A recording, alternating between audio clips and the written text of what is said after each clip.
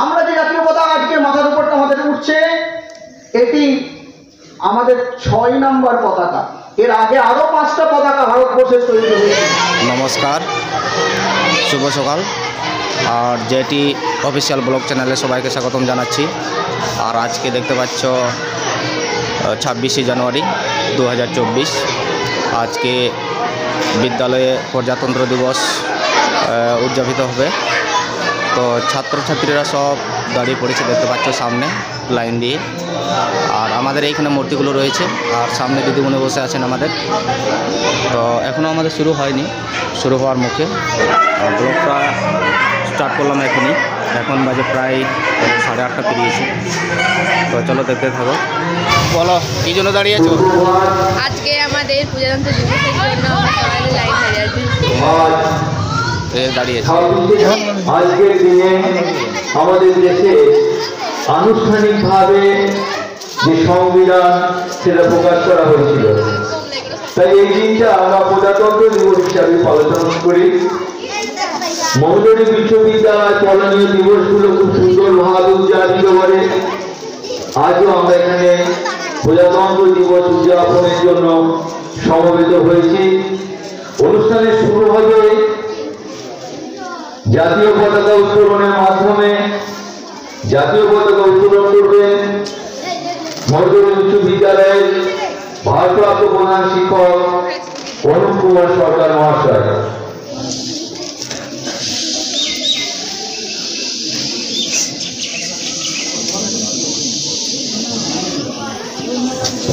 একসাথে বলবে বন্দে মাতরম, বন্দে মাতরম, ভারত মাতা কি, বন্দে মাতরম, ভারত মাতা কি, ভারত মাতা কি, ভারত মাতা কি।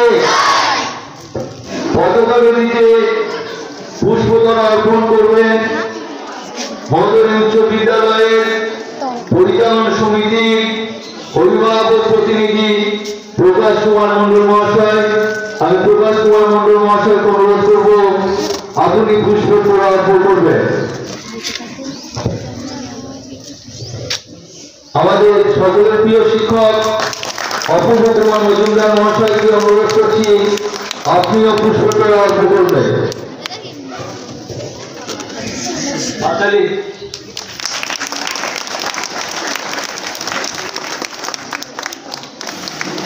আমাদের বিদ্যালয়ের সামনে যে মঞ্চ রয়েছে, স্থায়ী মঞ্চ, এখানে যে সমস্ত মনীষীদের প্রতিকৃতি রয়েছে, সেখানে পুষ্প অর্পণ করার জন্য দীপক কুমার মন্ডল মহাশয়কে,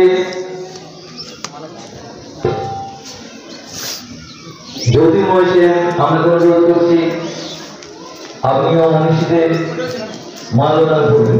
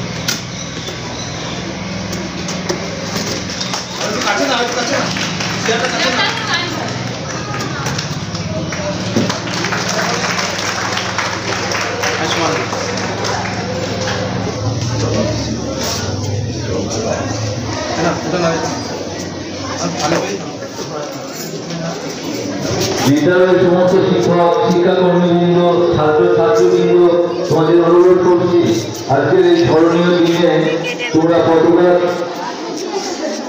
বেদি পুষ্প অর্পণ করবে।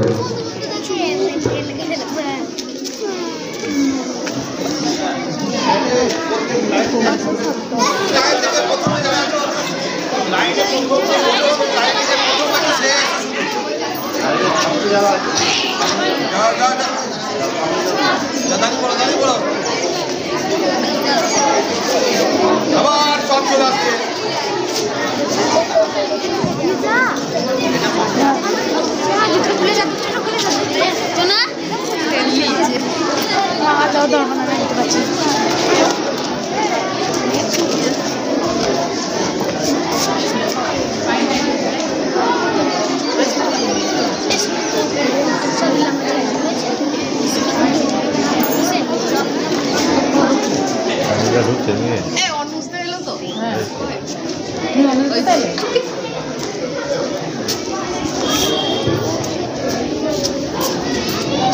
শান্তভাবে দাঁড়াবে লাইনে, আমরা সমবেতভাবে জাতীয় সঙ্গীত পরিবেশন করব।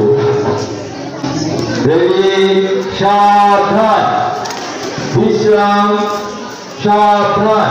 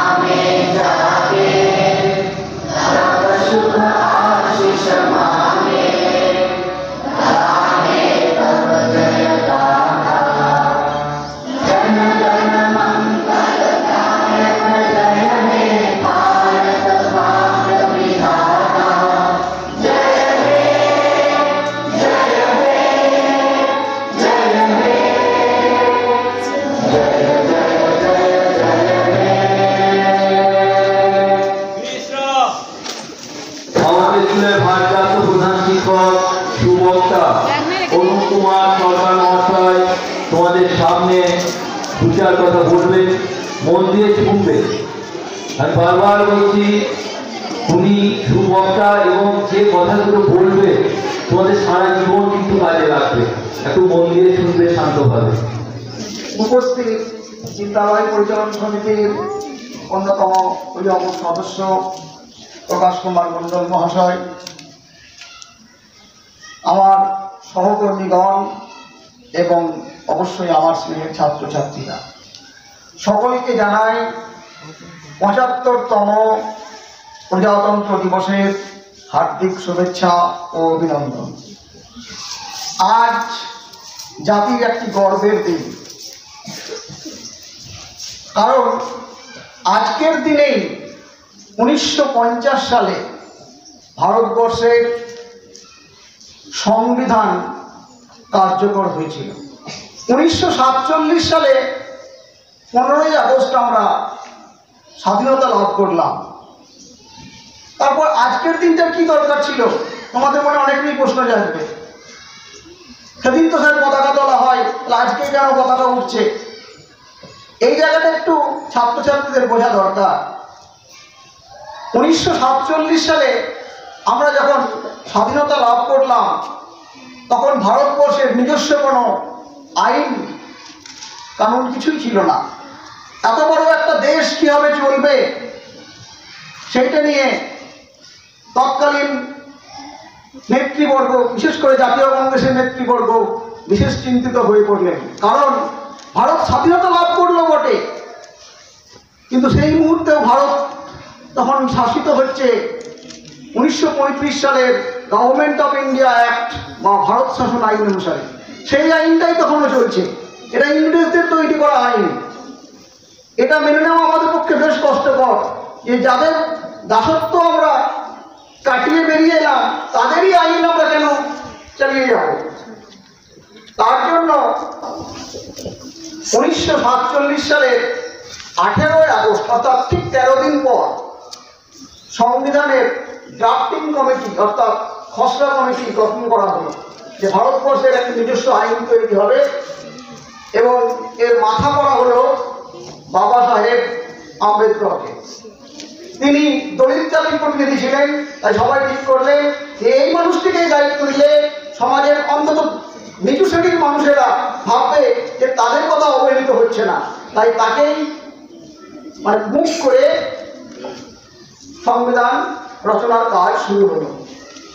এই ড্রাফটিং কমিটি খুব অল্প সময়ের মধ্যে ৪ নভেম্বর ১৯৪৭ সালে খসড়া জমা দিয়ে দিল সংবিধানে। সেই খসড়া নিয়ে এবার শুরু হলো সংসদের একের পর এক অধিবেশন। সেখানে নানা কিছু পরিবর্তন হচ্ছে, পরিমার্জন হচ্ছে। প্রায় 166টা সংসদীয় অধিবেশন বসে গেল এই সংবিধানকে ঠিকঠাকভাবে রচনা করতে, এবং এই পরিবর্ধনের মাধ্যমে সংবিধান একটি পরিপূর্ণ রূপ নিল। এবং 26শে নভেম্বর 1949 সাল সংবিধান গৃহীত হলো গণপরিষদ করতে। কিন্তু ঠিক হলো যে এই মুহূর্তেই সংবিধানকে আমরা কার্যকর করব না, কারণ সংবিধান কার্যকর করার জন্য একটা ভালো দিন আমাদেরকে বেছে নিতে হবে। তা কি সেই দিন বেছে নেওয়া যায়? ঠিক করা হলো ঠিক তার পরের বছর অর্থাৎ 1950 সালের 26শে জানুয়ারি, মানে আজ ঠিক 2 মাস পরে এই সংবিধান কার্যকর হবে।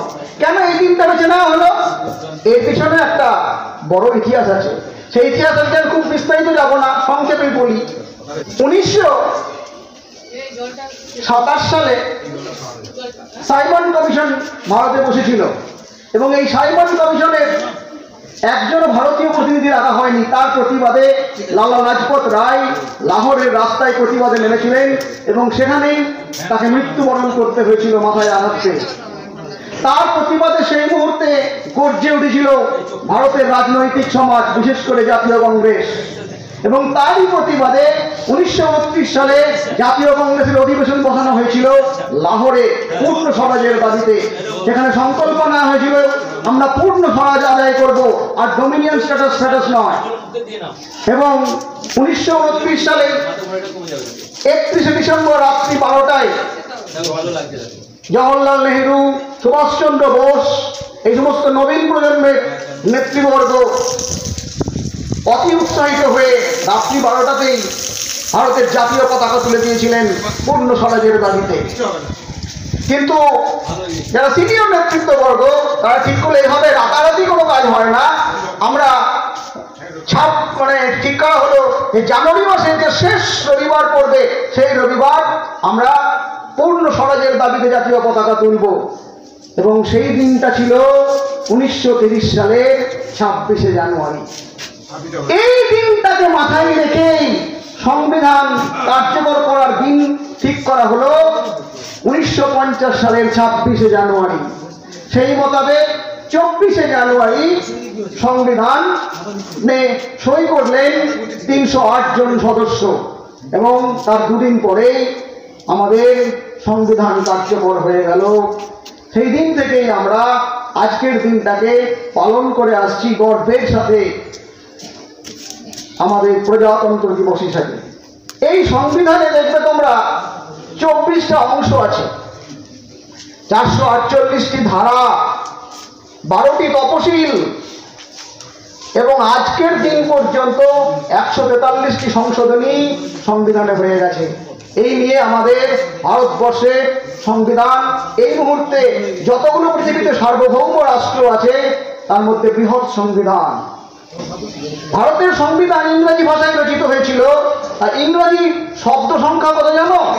1,17,343টি শব্দের ভান্ডার নিয়ে গড়ে হয়েছে ভারতবর্ষের বৃহৎ সংবিধান। আমাদের অত্যন্ত গর্বে। সংবিধান তো কার্যকর হলো, কিন্তু আমরা সংবিধান মেনে অর্থাৎ আইন মেনে চলছি তো? আইন মেনে চলতে হবে। তোমরা ভবিষ্যতের নাগরিক, তোমরা প্রতিজ্ঞা করো যে আইনকে লঙ্ঘন করবে না, ভারতবর্ষের আইনকে মেনে চলবে, তাহলে দেখবে চলার পথে কোনো সমস্যা হবে না। এইভাবে যদি আমরা আইনকে মেনে আমাদের জীবনকে চালাতে পারি, আমাদের মৌলিক কর্তব্য আমাদেরকে দিয়েছে সংবিধান, সেগুলো যদি মেনে চলতে পারি ঠিকঠাকভাবে, তাহলেই তোমাদের মধ্য দিয়েই দেশ এগিয়ে যাবে। আমরা যে জাতীয় পতাকা আজকে মাথার উপরটা আমাদের উঠছে, এটি আমাদের 6 নম্বর পতাকা। এর আগে আরো 5টা পতাকা ভারতবর্ষের তৈরি হয়েছিল। ভারতবর্ষের প্রথম জাতীয় পতাকা নকশা বানিয়েছিলেন শচীন্দ্রনাথ বোস এবং হেমচন্দ্র কানুন্দ 1906 সালের 7ই আগস্ট। কারণ এই প্রস্তাবটা রাজেন্দ্র প্রসাদ বাপুজিকে দিয়েছিলেন যে বাপুজি ভারতবর্ষের পতাকায় শুধুমাত্র ওই চন্দ্র সূর্য রাখবেন না, কারণ চন্দ্র সূর্য শুধু দুটো সমাজকে, দুটো ধর্মীয় সমাজকে মানে মানে প্রতিষ্ঠা করছে। যে ভারতবর্ষে শিখ, জৈন, পার্সি, মারাঠা, জাট বিভিন্ন সম্প্রদায়ের মানুষ আছে, তাদের কথা তো পতাকায় উঠে আসছে না। তাই এমন একটা কিছু এমব্লেম দিন যেটা সবাইকে প্রতিনিধিত্ব করবে। তখন গান্ধীজি তার প্রিয় চরকা মাঝখানে রাখতে বলেছিলেন, সেই মোতাবেক চরকা স্থান পেল। কিন্তু পরবর্তীকালে রাজেন্দ্র প্রসাদ দেখলেন যে চরকাতেও একটা ততক্ষণে এমএন রায়ের নেতৃত্বে বামপন্থীরা উঠে আসছে, তারা কানাঘুষি শুরু করলো যে এইভাবে চরকা যদি স্থান পেতে থাকে তাহলে একটা রাজনৈতিক দলের প্রাধান্য বাড়ছে। তাই তারা মানে প্রতিবাদ সোচ্চার না হলেও এমনভাবে কানাঘুষি শুরু করলো যেটা জাতীয় কংগ্রেসের নেতাদের কানে গেল এবং তারা ঠিক করলো যে চরকাকে আর রাখবো না। তখন রাজেন্দ্র প্রসাদের প্রস্তাবে সারনাথের অশোক স্তম্ভ থেকে তুলে আনা হলো আজকের এই অশোক চক্র, যেখানে তোমরা দেখতে পাচ্ছ 24টা স্পোক বাহু, যা 24 ঘন্টা বা প্রবাহমানতার প্রতীক হিসাবে আছে। এই পতাকাটার নকশা বানালেন ভেঙ্কাইয়া বেঙ্গালি বা বেঙ্গালি ভেঙ্কাইয়া, অন্ধ্রপ্রদেশের মানুষ। তিনি এই নকশাটা তৈরি করে দিলেন। জাতীয় পতাকা এটাই সেদিন থেকে গৃহীত হলো। জাতীয় পতাকা 23শে জুন পতাকা কমিটি তৈরি হলো 1947 সালে এবং 22শে জুলাই জাতীয় পতাকা গৃহীত হয়ে গেল গণপরিষদ দ্বারা। সেই থেকেই আমাদের জাতীয় পতাকার রং, যেটা আজকে তোমরা দেখতে পাচ্ছ, এই তেরঙ্গা, যার মাথায় আছে স্যাফরন অর্থাৎ গৈরিক রং, যা ত্যাগ আর শৌর্য বীর্যের প্রতীক, মাঝে সাদা শান্তি ও মৈত্রীর প্রতীক এবং সব নিচে আছে সবুজ, যা ফার্টিলিটি বা উর্বরতার প্রতীক। আর মাঝে সমুদ্র নীল রঙের অশোক চক্র, সে সব সময় প্রবাহিত বা প্রবাহমানতার প্রতীক হিসেবে দাঁড়িয়ে আছে।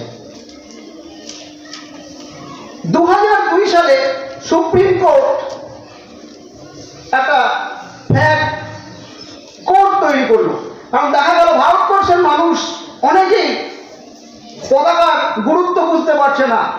পতাকায় যে তোমাদের হাতে পতাকা তুলে দেওয়া হয়েছে, পতাকাটা হয়তো তোমরা নিয়ে গিয়ে বাড়িতে রাস্তায় ফেলে দিচ্ছ, ভেঙে ফেলে দিচ্ছ, এগুলো করবে না।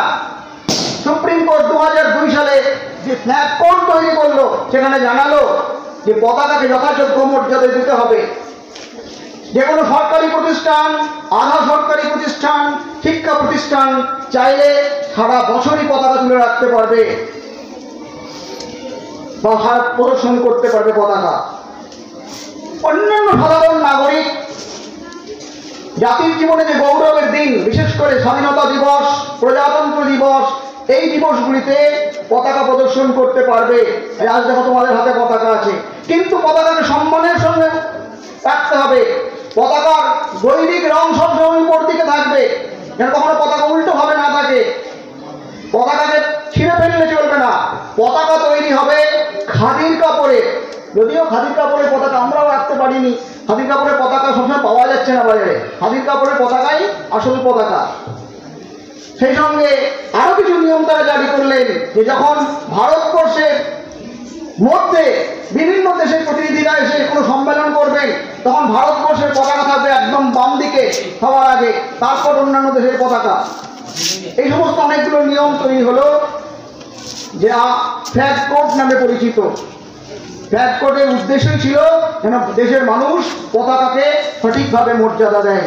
তাই তোমরা আজকে হাতে পতাকা নিয়েছো, পতাকার মর্যাদা দেবে, পতাকাটাকে যত্ন করে বাড়িতে রাখবে, পতাকাটা রাস্তায় ফেলে দেবে না। এই উদ্দেশ্যেই পতাকা নিয়ে আজকে আমার কথা বলা। যাই হোক, আজকে আমি আর বক্তব্য দীর্ঘায়িত করবো না। এরপরে সাংস্কৃতিক অনুষ্ঠান শুরু হবে, তোমরা সেদিকে হয়তো উন্মুখ হয়ে আছো। আমি আজকের মতো জাতীয় পতাকাকে সম্মান জানিয়ে আমার বক্তব্য শেষ করলাম। ধন্যবাদ অরূপ কুমার সরকার মহাশয়কে তার ছাত্রদের উপযোগী আজকের দিনে তাৎপর্য এবং জাতীয় পতাকার তাৎপর্য বিবর্তনের ইতিহাস আমাদের অবগত করার জন্য।